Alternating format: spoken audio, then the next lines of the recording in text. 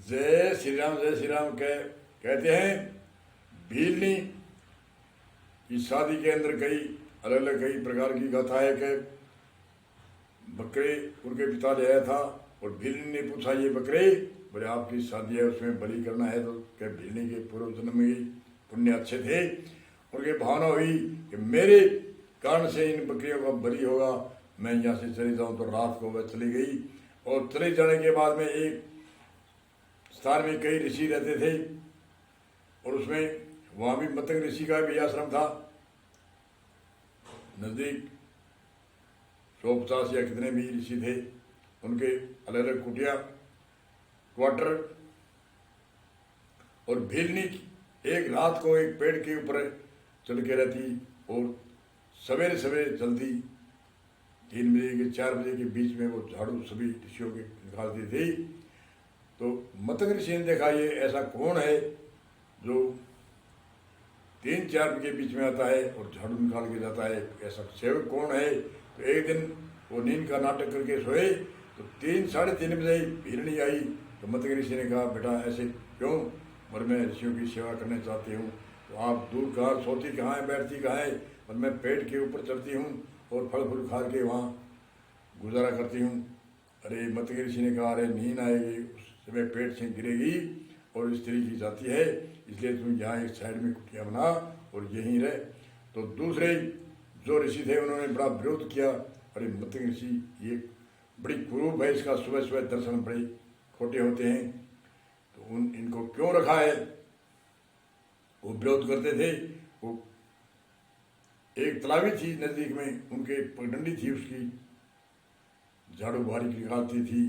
तो कई साधुओं ने विरोध किया, कई ऋषियों ने हमारे कुटिया में खबरदार है कि किसी ने झाड़ू निकाल दी तो देंगे। सुबह सुबह ही आपके दर्शन मिलनी बड़ी खोटी कुरूप है, तुम आपके दर्शन बड़े खोटे। कहते हैं वह बहुत से अंधेरे अंधेरे ही एक दिन तलावी की सफाई करने के लिए गई तो एक साधु ने देखा वो आ जाएगी, इसलिए आप आई जल्दी से स्नान करके उसके दर्शन न हो। तो वह एक डंडोरी लिए, एक लकड़ी का ठेका लिए गया और भीलनी आई तो सामने से दर्शन हुआ। तो उसने उसके सिर में चोट मारी। अरे तेरे किस खतरी मैंने इतनी जल्दी करी और तुम मेरे से जल्दी आ करे, मैंने दर्शन दे दिए खोटे दर्शन। तो वह भीलनी कुछ नहीं बोली, खून बहता गया। आगे नहाने के लिए ऋषि गया तो तलावी का जल था वह रक्त के समान हो गया और वहाँ से वापस आया, ऋषियों को जगाया। अरे देखो देखो भीलनी आज मुझे दर्शन हुआ था उसकी खोटी नीति से और रक्त के समान हो गई नदी। वो जाती है झाड़ू निकालने की क्या जाती है, वो डाकनी है क्या पता। कहने का अर्थ है वो सारे सामूहिक जोर मारे, किसने मंत्र चलाए, किसने ऐसे करे कि मैं ऐसे कर दूंगा, मैंने इतनी भक्ति करी है। अनेक तरह के 84 ऋषि थे, उसमें कोई भी फर्क नहीं पड़ा। फिर वे राम की चर्चा सुन के राम को बुलाने के लिए गए। कई ऋषि एकत्र हो गए और राम को कहा हमारे एक तलावी है जल पीने की, वो रक्त के समान हो गई है, हमारी बड़ी असुविधा होती है, हम बहुत दूर से जल जाते हैं।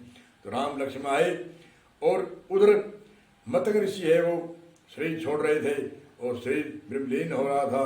तो मतंग ऋषि ने कहा हे भीलनी मेरा तो ब्रह्मलीन होता है शरीर, और भीलनी ने कहा मैं भी ब्रह्मलीन करूँगा, जैसे कैसे आत्मघात करूँगी। तो मतंग ऋषि ने कहा क्यों, बोले मेरे के यहाँ कौन है मुझको जानता है, कौन रुखाड़ी करेगा मेरी। तो मतंग ऋषि ने कहा राम आ रहे हैं और राम आपके आश्रम में आएंगे।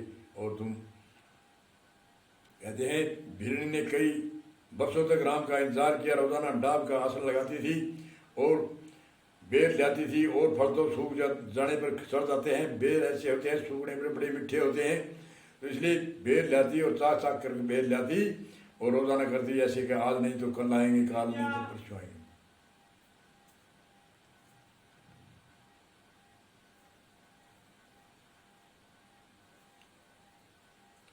तो राम सब कई संतों ने वहां देखते ही एक बार तो भीलनी भागी, देखा भी ये कई समूह इकट्ठे होके आते हैं और राम ने इशारा दिया तो भीलनी रुकी और भीलनी को निशानी बताई थी राम ने, उसकी लंबी गोडों से नीचे हाथ होगी और बड़ी सुंदर दोनों भाई होंगे।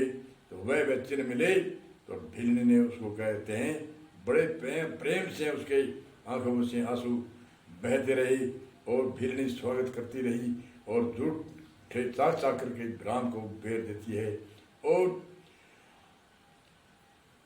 बड़े प्रेम से लक्ष्मण को दिया।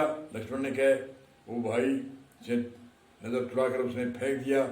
उसे आगे कहते हैं वह उसकी मुरझाई और उस जड़ी बूटी बेर का ऐसे कथा है कहने की। तो कहने का अर्थ है आगे संतों साधुओं ने कहा हमारी तलावी का नीर जल ठीक करो। तो राम ने कहा ये भिल्ल की ये करेगी ठीक, इसको चलो एक पत्थर लो एक मटकी लो अच्छे पानी की और इसके चरण धो करके जो चरणामृत लेगा तभी वो तलावी का नीर अच्छा होगा शुद्ध होगा। तो उसने देखा ये नहीं आफत आ गई। तो उसने कह तो सके नहीं राम को, वो मटकी ली एक तबला लिया और बढ़िया साफ करके और भिल्ल के पैर दोनों रख गए, दोनों चरणों को आगे नख को धोते हैं, अंगूठे को धोते हैं, नख को धो के और वो जब राम कहते हैं हथेली में लेके चरणामृत ले और जल साफ एक बारी वो राम ने कहा हाँ ले सारे सभी इकट्ठे होकर ले जितने भी 84 ऋषि हो सब ने दिया, किसी ने इधर डाल दिया किसी ने उधर डाल दिया, अंदर नहीं जाने दिया। तो बोल जाओ देखो तलावी कैसी हुई है। तलावी में कोई फर्क नहीं पड़ा। तो उस ऋषियों ने कहा अरे इससे क्या होता है महाराज, आप महान पुरुष हो, कोई आपकी शक्ति ले और मेरी कोई शक्ति नहीं है, यही ठीक करेगी भिल्ल और भिल्ल का दोबारा चरण दो और मैं चरणामृत पीऊँगा मेरे सामने जैसे मेरे कुछ भी नहीं होता, मैं प्रेम से पीऊँगा, ऐसे प्रेम से पियोगे तभी ये जल ठीक होगा। कहते हैं रामचंद्र जी जब भिल्ल का जल दोनों हथेली में लेकर के जब चरणामृत अपने होठ से चाटते हैं तो ऋषियों ने देखा अरे ये भी महान पुरुष है, अरे अपने क्या फर्क पड़ता है। सब ने चाटा और सब ने चरणामृत लिया तो पानी तलावी का एकदम दूध के समान हो गए। ऐसी कथा भक्तों की आती है। इसलिए भिल्ल की 9 प्रकार की भक्ति भी समझाई।